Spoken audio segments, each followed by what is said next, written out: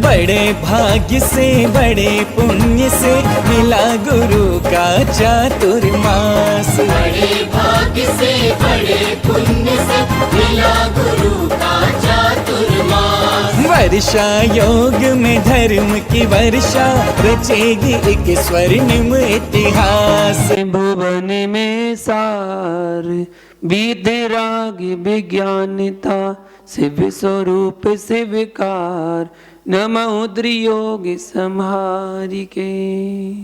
जब बोलो पंच परमेष्टि भगवान की आचार्य गुरु विराग सकर जी महामुनि राज की चर्या सुने आचार्य श्री विशुद्ध सकर जी महामुनि राज की।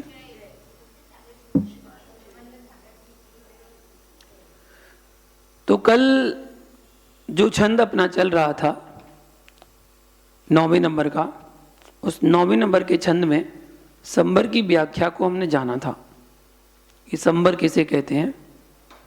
तो किसे कहते हैं? कसायों के समन और इंद्रियों के दमन, इनसे कर्म रुक जाना संबर कहलाता है। कर्मों के आश्रयों का रुक जाना संबर कहलाता है। जिस नगर के द्वार अच्छी तरह बंद हो वह नगर शत्रुओं को अगम में, उसी तरह गुप्ती समिति धर्मानुप्रेक्षा परिसजय चारित्र और इंद्रिय कसाय योग जितने समृद्ध कर लिया है, ऐसी आत्मा के नवीन कर्मों का द्वार रुक जाना संबर कहलाता है। किनसे रोका जा सकता है? धर्म, गुप्ती समिति, धर्म, अनुप्रेक्षा, परिसजय, चारित्र, इनसे हम कर्मों के आने के द्वार को बंद कर सकते हैं, आश्रय को रोक सकते हैं उसी के द्वारा। गुप्ती का पालन कौन करेगा? महावृत्ति। संबर कितने प्रकार का? 2 प्रकार का, भाव संबर और द्रव्य संबर। भाव संबर संसार की निमित्त भूत क्रिया की निवृत्ति होना, संसार की निमित्त भूत क्रिया की निवृत्ति होना भाव संबर कहलाता है। सर्वार्थ सिद्धि में ऐसा बताया। आत्मा का जो परिणाम कर्मों के आश्रयों को रोकने का कारण है वह भाव संबर है। ये सरल परिभाषा है, ठीक है ना। द्रव्य संग्रह में सरल परिभाषा दी है जो आसानी समझ में आ सके। सर्वार्थ सिद्धि में थोड़ी जटिल हो गई। द्रव्य संबर की परिभाषा क्या दी है? संसार की निमित्तभूत क्रिया का निरोध होने पर तत्पूर्वक होने वाले कर्म पुद्गलों के ग्रहण का विच्छेद होना द्रव्य संबर कहलाता है। ये सर्वार्थ सिद्धि के अनुसार। हाँ हाँ, और ये द्रव्य संग्रह तो समझ में आ जाएगी बिल्कुल। भाव संबर से उत्पन्न हुआ जो कार्य रूप नवीन द्रव्य कर्मों के आगमन का अभाव सुद्रव्य संबर। मतलब नवीन कर्म जो आने थे ना वो अब नहीं आ रहे, उनको रोक दिया तो संबर हो गया। नवीन कर्मों को रोक देना संबर है। संबर का क्या करना चाहिए? संबर उपादेय तत्व है, अतः संबर का आचरण करना चाहिए। कैसे? गुप्ती रूप में, समिति में, धर्म, अनुप्रेक्षा, परिसजय और चारित्र आदि इनका आचरण हमें करना चाहिए। सम और दम 2 शब्द आए थे, सम और दम। समदम किसे कहते हैं? तो कसायों का समन सम और इंद्रियों का दमन दम कहलाता है। अब इसके बाद तत्व निर्जरा तत्व। तो निर्जरा किसे कहते हैं? तो पूर्वबद्ध कर्मों का झड़ना निर्जरा कहलाती है। और एक देश रूप से कर्मों का क्षय होना निर्जरा कहलाती है। सर्वार्थ सिद्धि में इस प्रकार दिया है। और भाषानुपेक्षा में पूर्वबद्ध कर्मों का झड़ना निर्जरा है, ऐसा बताया गया। यथा काल या तप विशेष से कर्मों की फलदान शक्ति को नष्ट कर उन्हें झड़ा देना निर्जरा कहलाती है। एक तो समय अवधि पर क्षय होना और एक समय के पहले क्षय कर देना। 2 प्रकार की होगी निर्जरा। हाँ, तो वो यही प्रकार की होगी निर्जरा। 2 प्रकार की, द्रव्य निर्जरा और भाव निर्जरा। तो जीव के जिन विशुद्ध परिणामों से पुद्गल कर्म झड़ते हैं वे जीव परिणाम भाव निर्जरा है, वो जीव परिणाम भाव निर्जरा है। जो पुद्गल कर्म आत्मा से अलग होते हैं वो द्रव निर्जरा है। कर्म शक्ति के निर्मूलन में समर्थ जीव का शुद्धोपयोग तो कौन सा है? भाव निर्जरा। उस शुद्धोपयोग की सामर्थ्य से निरसी भाव, निरसी भूत पूर्वोपार्जित कर्म पुद्गलों का संबर पूर्वक भाव से एक देश क्षय होना, ये द्रव निर्जरा कही गई है, बताई गई। तात्पर्य वृत्ति में तत्वार्थ सूत्र की टीका। पहले तो भाव करेगा ना, पहले भाव बनेगा तभी तो द्रव होगा। कुछ भी भाव, आश्रम में पहले भाव करेगा तभी तो द्रव बंद होगा। ऐसे सब में लगा लेना, बंद में, निर्जरा में पहले तो भाव ही हो गया। तो निर्जरा भी दो प्रकार की, निर्जरा दो प्रकार की किसी कही गई है? सविपाक निर्जरा और अभिपाक निर्जरा। सविपाक निर्जरा, अभिपाक निर्जरा। इसी को राजवार्तिक ग्रंथ में यथाकाल निर्जरा और औपक्रमिक निर्जरा कहा जाता है। राजवार्तिक ग्रंथ में थोड़े हाई लेवल के हो गए ना, सर्वार्थ सिद्धि, राजवार्तिक, श्लोक वार्तिक, तो उनकी परिभाषा भी थोड़ी सी अलग स्टैंडर्ड हो गई, हटके। सभी पाक निर्जरा। इस राजवार्तिक ग्रंथ में क्या कहा? यथाकाल निर्जरा। यथाकाल अपने समय आने पर निर्जरा होना, यथाकाल निर्जरा। और दूसरी औपक्रमिक निर्जरा। औपक्रमिक निर्जरा मतलब जिसको हम समय के पहले भी झड़ा सकते हैं, औपक्रमिक निर्जरा। सविपाक निर्जरा किसे कहते हैं? तो क्रम से परिपाक काल को प्राप्त हुए और अनुभव रूपी उद्यावली के स्रोत में प्रविष्ट हुए, ऐसे शुभाशुभ कर्म की फल देकर जो निवृत्ति होती है वह विपाक, सविपाक निर्जरा कहलाती है। सर्वार्थ सिद्धि में ऐसा कहा गया है, अपने उदय काल में शुभ अशुभ फल देकर कर्मों का निजीर्ण होना सविपाक निर्जरा कहलाता है। हाँ, समय पाकर। और अभिपाक, हाँ, आम और कटहल, आम और कटहल को औपक्रमिक क्रिया विशेष के द्वारा जिस प्रकार अकाल में पका लेते हैं, अभी समय नहीं है, अकाल में भी उसको पका लेते हैं, उसी प्रकार जिसका विपाक काल अभी नहीं प्राप्त हुआ है तथा जो उद्यावली से बाहर स्थित है, ऐसे कर्म को तपादि औपक्रमिक क्रिया विशेष की सामर्थ्य से उद्यावली में प्रविष्ट करा के अनुभव किया जाता है। यह अविपाक निर्जरा कहलाती है। जिसको हम, जैसे कोई कर्म है बहुत बड़ा फल देने वाला है और एक समय अवधि है कि वो 4 महीने में उदय में आने वाला है, आपने संयम को धारण कर लिया और संयम को धारण करके तपस्या करने लगे, तो जो आप तप कर रहे थे उस तप के माध्यम से जो 4 महीने में जो कर्म उदय में आने वाला था वो आपको तत्काल में उदय में आ जाता है, और जो आपको बहुत बड़ा फल देने वाला था वो तत्काल में उदय आने पर छोटे से फल में निकल जाता है और उससे आप कट जाते हैं। जैसे वो केवली समुद्घात करते ना, तो केवली समुद्घात क्रिया में वो कैसे स्थितियां बराबर करते हैं सभी कर्मों की, उनकी तो होगी सागरों पर्यंत आदि उसमें स्थिति होती है। वेदनी, नाम और गोत्र, इनके तो सागरों पर्यंत की होती है। तो यहाँ पर उसने समुद्घात क्रिया की और समुद्घात करके वो चारों कर्मों की स्थिति को बराबर कर लेता है और क्षय को प्राप्त कर देता है। इस प्रकार ये अविपाक निर्जरा हुई। यह विपाक तथा तप दोनों के द्वारा होती है। कर्म का उदय काल आने के पूर्व ही तपस्या के द्वारा कर्म को निर्जीव करना अविपाक निर्जरा कहलाती है। सविपाक और अविपाक निर्जरा में क्या अंतर है दोनों में? तो सविपाक निर्जरा उदयगत कर्मों की होती है, उदयगत कर्मों की होती है। हाँ, अपने आप हो रही है। परंतु अविपाक निर्जरा तप के द्वारा सर्व कर्म की अर्थात पक्व और अपक्व, पके हुए और अधपके सभी कर्मों की होती है।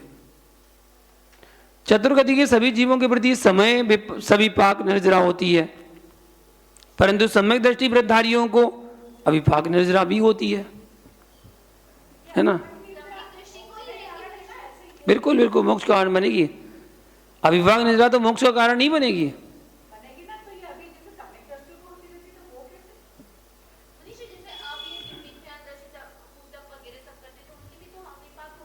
नहीं, सभी पाक कुतप कर रहे हैं, कुतप है, तप और कुतप में अंतर हो गया। हाँ तो वो तब सम्यक दृष्टि में लगाना ना, मिथ्यात्व में नहीं लगाना, मिथ्यात्व से नहीं होगी। जो अविपाक निर्जरा हो रही है वो सम्यक के साथ की गई तपस्या है, वो निर्जरा का कारण बनेगी। अभी रहनसा ग्रंथ में आया था ना, एक गाथा आई थी कि तप सील साधना अगर सम्यक के साथ है तो कर्म निर्जरा करा के परंपरा से मोक्ष का कारण बनेगी, और मिथ्या के साथ है तो वो संसार भ्रमण में कराने वाली ही होती है।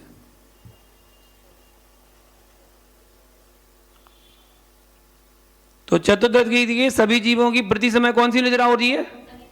सभी पाक निर्जरा तो हो ही रही है, परंतु सम्यक दृष्टि व्रतधारियों को अविपाक निर्जरा भी होती है। ऐसा बारसानुपेक्षा ग्रंथ में बताया गया। सविपाक निर्जरा अबुद्धिपूर्वक कर्म का फल देकर होती है। जो सविपाक निर्जरा होती है ना, वो तो हर जीव की होती है, चतुर्गति के सभी जीवों की। जितना जितना समय स्थिति बांध रखी है उतने में उदय में आएगा, उसका जो फल होगा वो फल देगा और निकल जाएगा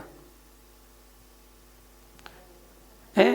परंतु सम्यक दृष्टि व्रतधारियों की अविपाक निर्जरा होती है, वो जान लेते हैं तो अपनी साधना में लीन हो जाते हैं। सविपाक निर्जरा अबुद्धिपूर्वक, अबुद्धिपूर्वक कर्म का फल देकर होती है, और अविपाक निर्जरा परिसय के जीतने तथा तप करने पर होती है। सविपाक निर्जरा मोक्ष का कारण नहीं है, अविपाक निर्जरा मोक्ष का कारण है। क्या बिना तप के अविपाक निर्जरा नहीं होगी? बिना तप के अविपाक निर्जरा नहीं होगी। यद्यपि जिन परिणामों से संबर होता है उनसे निर्जरा भी होती है। तपसा निर्जराचा सूत्र है ना, जिनसे संबर होता है उनसे निर्जरा भी होती है। फिर तपस्या के बिना मुक्ति नहीं होती है इत्यादि संयम तथा योग से सहित भी जो मनुष्य अनेक भेद रूप तप में वर्तता हो वह जीव बहुत से कर्म की निर्जरा करता है, बहुत से कर्मों की निर्जरा कर लेता है। अगला छंद देखेंगे हम। निर्जरा को क्या करना चाहिए? 7 तत्वों में निर्जरा उपादेय तत्व, इसका सदैव आचरण करना चाहिए। अब यहां पर मोक्ष का लक्षण अगले छंद में बता रहे हैं और व्यवहार सम्यक्त का स्वरूप बता रहे हैं। सकल कर्म ते रहित अवस्था सो सेवे तेरे सुखकारी।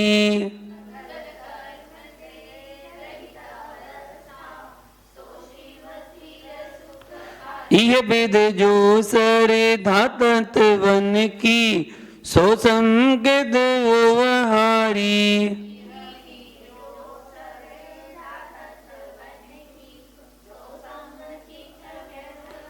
देव जिनेन्द्र गुरु परिग्रह बिन धर्म दया जुते सारो।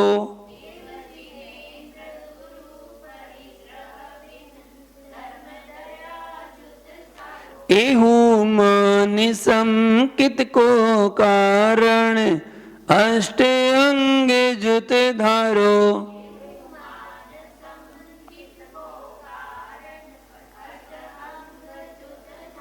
बोलिए एक बार। सकल कर्म ते रहित अवस्था सो से थिर विधि जो सरेधा तत्वन की, जो समकित व्यवहारी।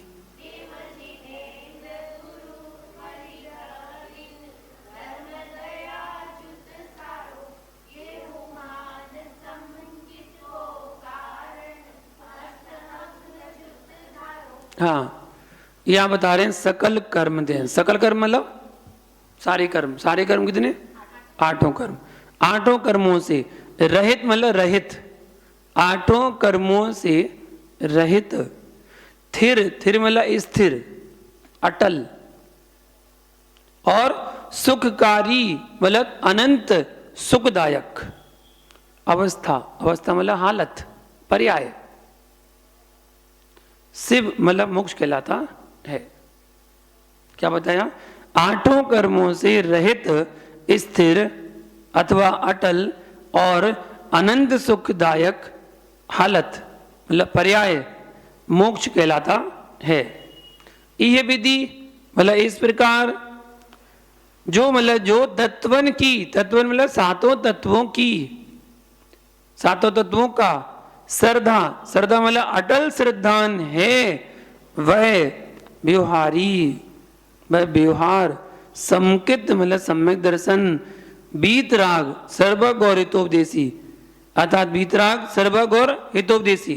जिनेन्द्र शब्द है ना, जिनेन्द्र, जिनेन्द्र मतलब बीतरागी सर्वग और हितोपदेशी। देव, देव मतलब सच्चे देव। परिग्रह बिन, परिग्रह बिन मतलब 24 प्रकार के परिग्रह से रहित। गुरु, गुरु मतलब बीतरागी गुरु। तथा सारो, सारो मतलब सारभूत। दयाजुत, दयाजुत मतलब अहिंसामय। धर्म मतलब जैन धर्म। यहू, यहू मतलब इन सब को, संकेत को, संकेत मतलब सम्यक दर्शन को का कारण, कारण मतलब कारण। मान, मान मतलब जानना चाहिए उन सम्यक दर्शन को। अष्ट मतलब 8, अंगजुत मतलब अंगों सहित। धारो, धारो मतलब धारण करना चाहिए। यहां मोक्ष का लक्षण और व्यवहार सम्मित की स्वरूप की व्याख्या कर रहे हैं। इसमें पंडित दौलत राम जी ने कहा है कि 8 कर्मों से रहित, स्थिर और सुखदायक पर्याय मोक्ष कहलाता है। इस प्रकार जो 7 तत्वों का अटल श्रद्धान है, वह व्यवहार सम्यक दर्शन है, बीतराग सम्यक सर्वज्ञ और हितोपदेशी। सच्चे देव, 24 परिग्रह रहित बीतरागी गुरु तथा सारभूत अहिंसामय जैन धर्म। ठीक है, इन सब को सम्यक दर्शन का कारण जानना चाहिए। उन सम्यक दर्शन को अष्ट मतलब 8, अंगजुत, अंगजुत मतलब अंगों सहित, धारो मतलब धारण करना चाहिए। 8 अंग सहित होना चाहिए। मोक्ष किसे कहते हैं? अभी तो पढ़ा। सर्व कर्म से रहित अवस्था सो शिव थिर सुखकारी, अर्थात समस्त कर्मों से रहित अपनी आत्मा में स्थिर अवस्था है, वह अनंत सुख रूप मोक्ष है। और बंध के हेतुओं के अभाव, दूसरी परिभाषा तत्वार्थ सूत्र के अनुसार, बंध के हेतुओं के अभाव और निर्जरा से सब कर्मों का आत्यंतिक क्षय होना ही मोक्ष है। आत्यंतिक क्षय हो जाना वो मोक्ष है। ठीक है। अब हाँ, यहाँ पर क्षय करना शब्द आया है, जबकि क्षय करना संभव नहीं है, पृथक करना संभव है। कोई भी द्रव्य का अस्तित्व आप मिटा नहीं सकते, किसी भी द्रव्य का अस्तित्व आप मिटा नहीं सकते हैं। पुद्गल द्रव्य नहीं है, कर्म क्या है? पुद्गल द्रव्य नहीं है।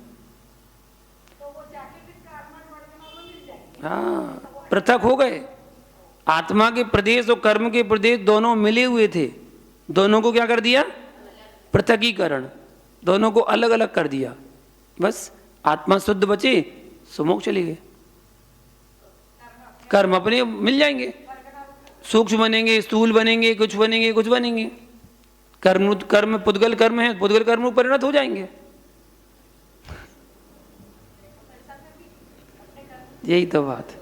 लोग कहते हैं नाश कर दिया, क्षय कर दिया, समाप्त कर दिया, खत्म कर दिया। अरे कैसे खत्म कर दिया? सद्द्रव लक्षण का सूत्र का अर्थ क्या हुआ? द्रव का लक्षण सत है ना, अस्तित्ववान है ना, उसका अस्तित्व समाप्त कैसे होगा? पौद्गलिक कर्म है वो तो। जब पौद्गलिक कर्म ज्ञानावरणी आदि पौद्गलिक कर्म है तो उनका नाश होगा कैसे? पुद्गल का नाश हो ही नहीं सकता। बस पर्याय बदल जाइए, पर्याय बदल जाइए। पुद्गल की तो पर्याय बदलती है ना। पहले बीज था, बीज को बो दिया तो वृक्ष बन गया, वृक्ष सूख गया तो लकड़ी बन गई, लकड़ी बन गई तो चूल्हे में लगा दी, चूल्हे बना दी राख बन गई, कोयला बन गया, कोयला बन गया, राख बन गई, राख बन गई तो खेत में डाल दी, खेत में डाली तो मिट्टी बन गई, मिट्टी में फिर बीज डाला तो फिर उसमें आ गई वो। पर्याय बदल रही हो, है सब क्या? पुद्गल। पेड़ भी पुद्गल है, लकड़ी भी पुद्गल है, कोयला भी पुद्गल है, ठीक है, राख भी पुद्गल है, मिट्टी भी पुद्गल है, सब पुद्गल है। जो दिख रहा है वो सब पुद्गल है।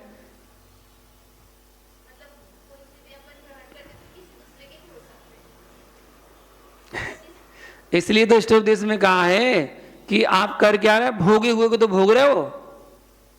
ना जाने कितने लोगों ने उसको भोग चुका, जो हम भोग रहे हैं ना, कितने लोग उसको भोग चुके हैं। हम भोगी हुई तो वस्तु को भोग रहे हैं। वो तो व्यवहार में कहते हैं हम शुद्ध हो गई, व्यवहार में कहते हैं हम शुद्ध हो गई। बताओ रुचि जी, बारिश का पानी कैसा होता है? शुद्ध होता है, अशुद्ध होता है? शुद्ध होता है ना। कहां से आया वो पानी? बादल से। बादल में कहां से आया? समुद्र में कहां से आया? नदियों से। नदी में कहां से आया? नालों से। जो नाले बह रहे ना उनसे, उन नालों से। नालों में कहां से आया? आपकी बाथरूम से, ठीक है ना। बाथरूम में कहां से आया? अपने पेट से।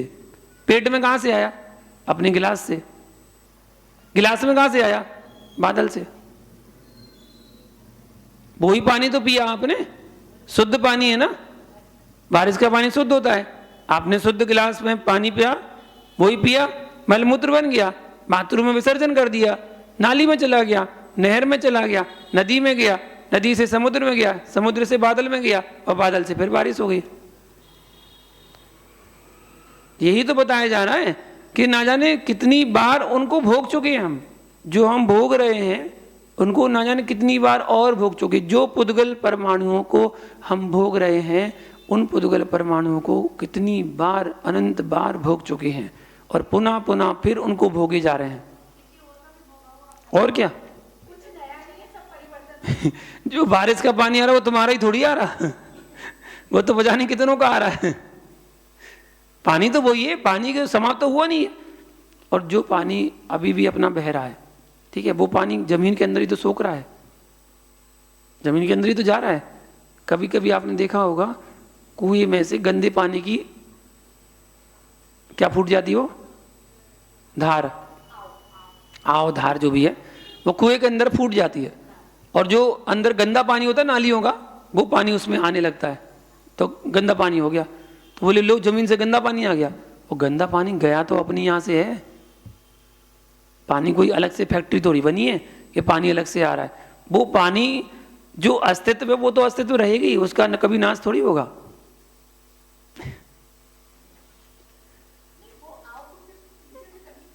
तो जमीन के नीचे कहां से आया? बादल से।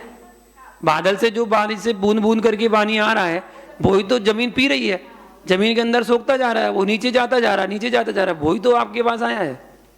और जो ऊपर आया वो कहां से आया? वो भी तो अपनी यहां से गया है। कहीं से भी घूम के लगा लो, है तो संसार चक्र वही तो है। जिन रिश्ते जो परिवार के जन है ना, वही परिवारजन तो अपने पुराने रिश्तेदार थे। कोई शत्रु था, कोई मित्र था, कोई चाचा मामा भतीजा, सब यही थे। और आज इस पर्याय में आके दूसरे रिश्ते में बन गए, सो वो रिश्ते में बन गए। वही चक्कर तो चल रहा है।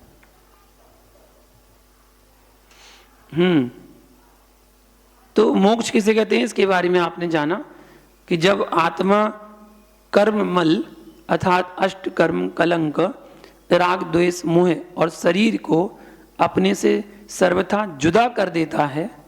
क्या कर देता है? अपने से सर्वथा जुदा कर देता है, तब उसके जो अचिंत स्वाभाविक ज्ञानादि गुण रूप और अव्याभात सुख रूप सर्वथा विलक्षण अवस्था उत्पन्न होती है, उसे मोक्ष कहते हैं।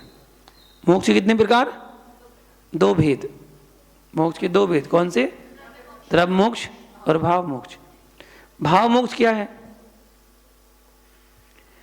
छाय ज्ञान दर्शन छाय ज्ञान छाय दर्शन यथा ज्ञान चारित्र नाम वाले शुद्ध रत्नत्रयात्मक जिन परिणामों से निरवशेष कर्म आत्मा से दूर किए जाते हैं, जिन परिणामों से कर्म आत्मा से दूर किए जाते हैं, उन परिणामों को भाव मोक्ष कहते हैं।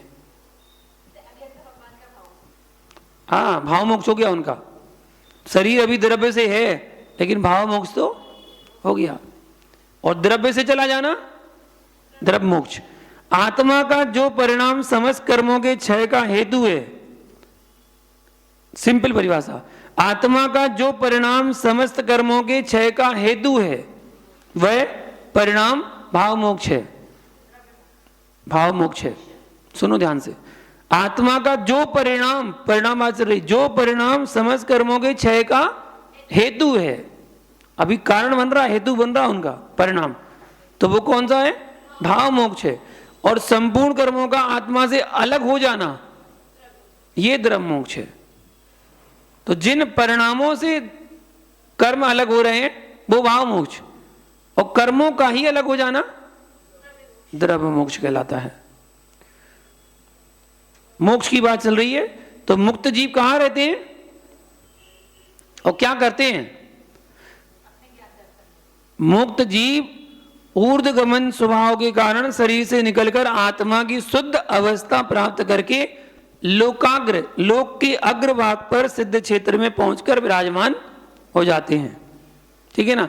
और वहां जाकर के वे दुखों से रहित होते हैं, आत्मिक सुख रूपी सागर में सदा के लिए निमग्न हो जाते हैं। सदा मतलब अनंत काल, सदा के लिए वहां निमग्न हो जाते हैं। बे निरंजन निर्दोष कृत हो जाते हैं। अब उन्हें कोई काम करना बाकी नहीं है। ऐसे हैं मुक्त जीव। तो वे सिद्ध जीव पुनः संसार में कब आएंगे?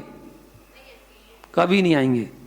जैन दर्शन अवतारवाद को स्वीकार नहीं करता है। वे सिद्ध जीव अनंत काल तक अनंत सुख में लीन होकर के सिद्धालय में ही रहेंगे। अब वे कभी भी संसार में लौटकर नहीं आएंगे। तीनों लोकों को संभ्रांत कर देने वाला उत्पाद भी हो जाए, ऐसा उत्पाद हो जाएगा तीनों लोगों को नष्ट कर दे, तब भी फिर भी सिद्धों में किसी भी प्रकार की विक्रिया नहीं होती है। व्यवहार सम्यक दर्शन की बात चल रही है। अब व्यवहार सम्यक दर्शन किसे कहते हैं? तो जीवादि तत्वों को ज्ञेय हेय और उपादेय रूप से यथार्थ सिद्धांत करना व्यवहार सम्यक दर्शन है। ज्ञेय मतलब जानना, हे मतलब छोड़ना, और उपादेय मतलब ग्रहण करना। क्या छोड़ने योग्य है और क्या ग्रहण करने योग्य है, इसका ज्ञान होना चाहिए। ज्ञेय तो पूरा करना है। जैसे उदाहरण के तौर पर आपने आदि पुराण ग्रंथ को पढ़ा, पूरा पढ़ो, ये क्या हो गया? ज्ञेय। शुरू से लेकर लास्ट तक पढ़ा, ये हो गया ज्ञेय। अब उसमें जो उपयोगी वस्तु है उसको ग्रहण कर लो, ये हो गया उपादेय। और जो छोड़नी योग्य है उसको हे कर दो। कैसे? भरत चक्रवर्ती का वर्णन पढ़ा, उसकी 96,000 रानियां थी, अक्षौणी सेना थी, बहुत बड़ा महल था। तुम्हारे क्या काम का है? क्या करना तुम्हें उससे? छोड़ दो, वो हमारे काम का नहीं है। अब काम का क्या है? अरे भैया, इतने लोगों के बीच में रहकर भी कैसे घर में रहकर वैरागी का जीवन जीते थे, और ऐसा जीवन जीने का फल ही है कि अंतर्मुख में उन्हें केवल ज्ञान की प्राप्ति होगी। जब वो इतने सारे परिवारजन के बीच में रहकर बैरागी बन के रह सकते हैं, तो हमारे घर में तो 5 ही सदस्य हैं, 4, 5, 6 सदस्य हैं हमारे यहाँ, तो हम क्यों बैरागी बन के नहीं रह सकते? हम भी रह सकते। ये क्या है? उपाधि है, उपाधि कर लो। इस प्रकार व्यवहार सम्य दर्शन वही है। गे हे और उपाधि, जानने योग्य को गे कहते हैं, छोड़ने योग्य को हे कहते हैं, और ग्रहण करने योग्य को उपाधि कहते हैं। गे हे और उपाधि तत्व कौन कौन से हैं? तो गे तत्व कौन सा है? जीव अजीव आश्रय बंध संबर मोक्ष, 7 तत्व गे हैं, सबको जानो। हे कौन सा है? आश्रय और बंध, आश्रय बंध को छोड़ दो। उपाधि कौन सा है? जीव, संबर, निर्जरा और मोक्ष, ये उपाधि है। सम्यक दर्शन की उत्पत्ति का कारण क्या है? सच्चे देव शास्त्र गुरु और धर्म, सच्चे देव शास्त्र गुरु और धर्म सम्यक दर्शन की उत्पत्ति के कारण बनते हैं। सच्चा देव कौन? जो बीतरागी हैं, सर्वज्ञ हैं, हितोपदेशी हैं, ऐसे जिनेंद्र देव को सच्चा देव कहा जाता है। बीतरागी कौन?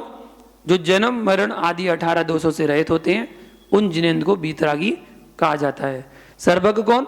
जो तीनों लोकों तथा आलोक के समस्त द्रव्यों की त्रिकालवर्ती समस्त पर्यायों को युगपत जानता देखता है, वह सर्वज्ञ कहलाता है।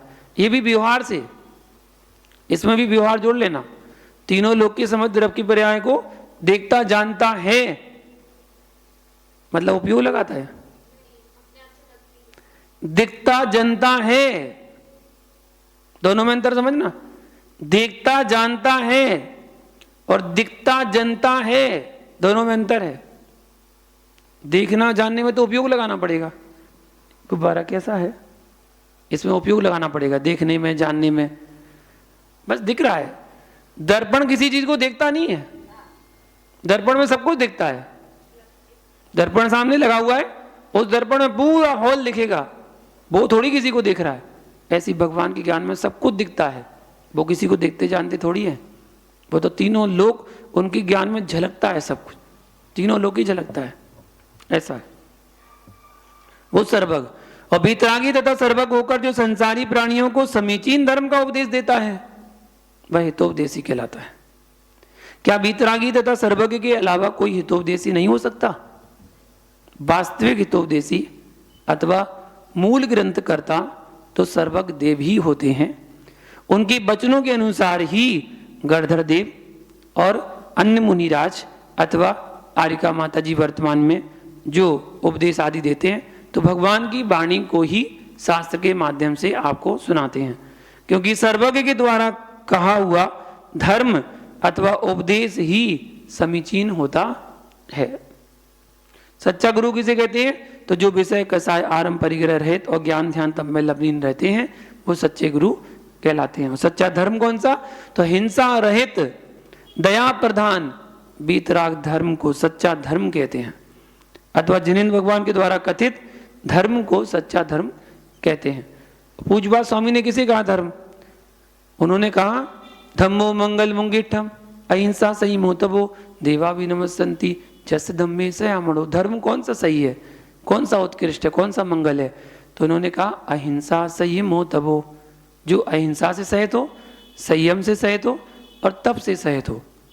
ये 3 गुण दे दिए, अहिंसा संयम तप, इनसे सहित हो, वो धर्म उत्कृष्ट है। और जस धम्मे सयामणो, जो मनुष्य अपने हृदय में ऐसे धर्म को धारण करता है तो देवा भी नमस्सन्ति, देव भी उसको नमस्कार करते हैं, ऐसा बताया गया। सम्यक दर्शन की उत्पत्ति के कारण कितने? 2 कारण, अंतरंग कारण और बहिरंग कारण। सम्यक की उत्पत्ति के अंतरंग कारण कौन से? दर्शन मोहिनी कर्म का उपसम 6 और 6 उपसम, ये सम्यक की उत्पत्ति के अंतरंग कारण है। और बाह्य कारण कौन से हैं? जिन बिंब दर्शन, जिन महिमा दर्शन, धर्म श्रवण करना, जिनवाणी सुनना, जाति स्मरण, पूर्वों का स्मरण हो जाना, वेदनानुभव, किसी वेदना से आपको जाति स्मरण हो गया, देव रिद्धि दर्शन, देवों की रिद्धियों को देखकर श्रद्धा हो गई, सम्यक दर्शन हो गया।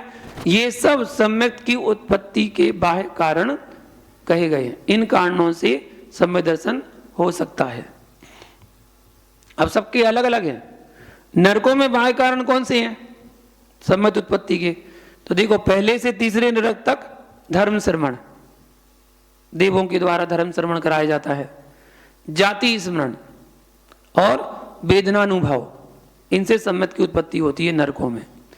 चौथे से सातवें नरक तक धर्म श्रवण का छोड़कर, वहां धर्म श्रवण नहीं होता क्योंकि देव आगे नहीं जा सकते, इसलिए वहां धर्म श्रवण नहीं होता।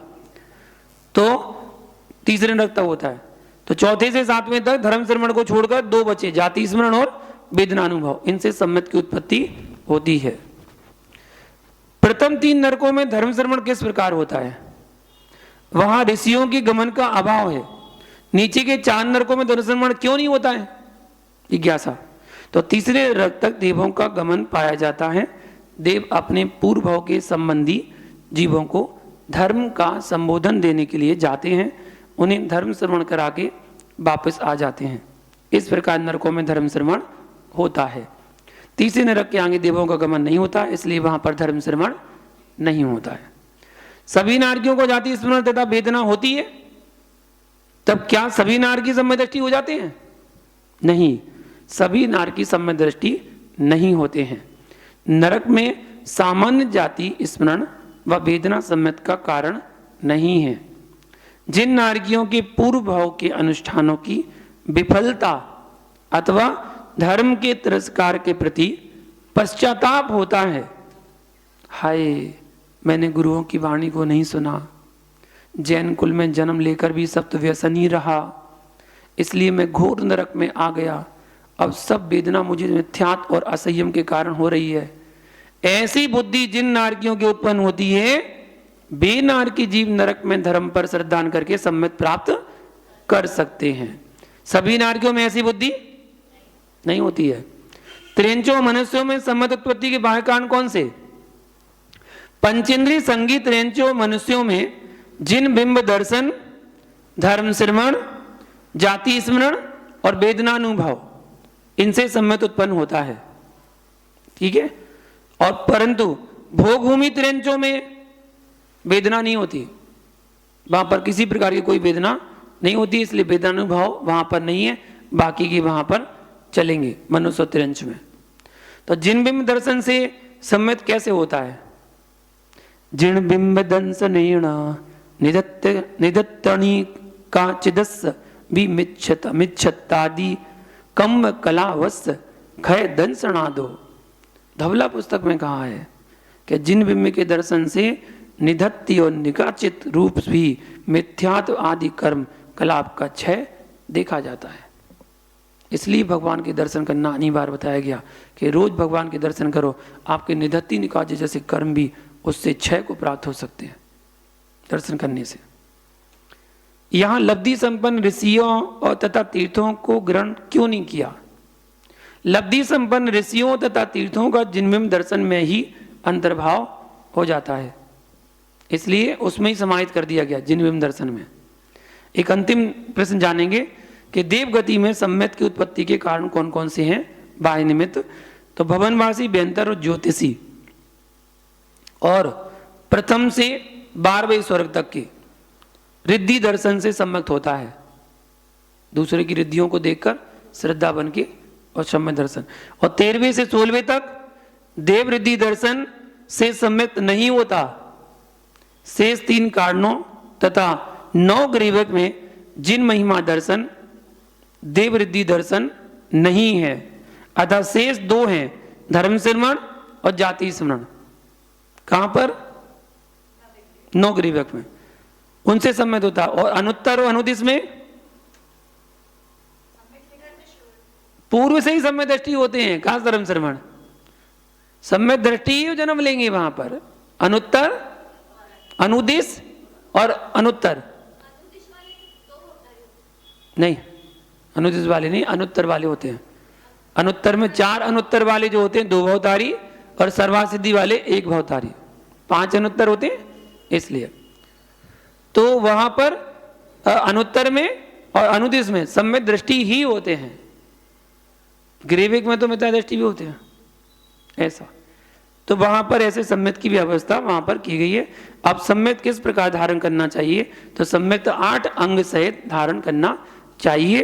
वो 8 अंग 25 दोष रहित कौन होते हैं उसके बारे में कल आपको बताएंगे। 11वें नंबर का छंद आज 10वां पूरा हुआ। जय बोलो शांतिनाथ भगवान की।